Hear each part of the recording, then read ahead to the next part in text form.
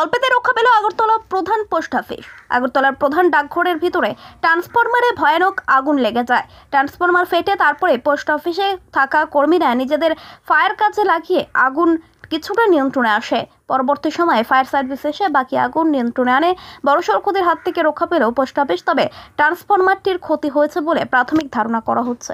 আমরা একটা মিটিং চলছিল, হঠাৎ করে ব্রাশ মারছে, ওই কিসেতে ব্রাশ মারছে তো বুঝলাম আমরা চাই দিই, আমরা রেসপন্সরা ব্রাশ মারছে চাইলাম, সেটা আগুন ধরতেছে।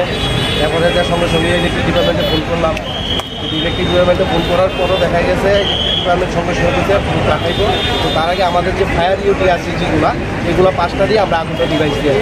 আগুনটা নিবানোর পরে ফায়ার সার্ভিস আইসে, এখন ইলেকট্রিক ডিপার্টমেন্ট এখনো আসছে না। যদি ঠিক সময় আপনারা না নিবাইতেন, ঠিক সময় যদি না নিবাইতেন বা ঠিক সময় না নিবাইতেন বিপদ প্রচণ্ড পরিমাণে বিরাট বিপদ হয়ে যায়। কারণ আগুন প্রচণ্ড পরিমাণে ছড়তেছে। আর পরে এটা যে তেলটা দেখে এই যে তেল নিতে তেলের সঙ্গে সঙ্গে আগুনটা চলে গেল কইলে আমরা সঙ্গে সঙ্গে এসে আমরা অফিস স্টাফের যে 5-6টাই আছে অফিসের, সেটিকে আমরা নিবাইছি আর কি ফায়ার ইউটি যেটি আছে।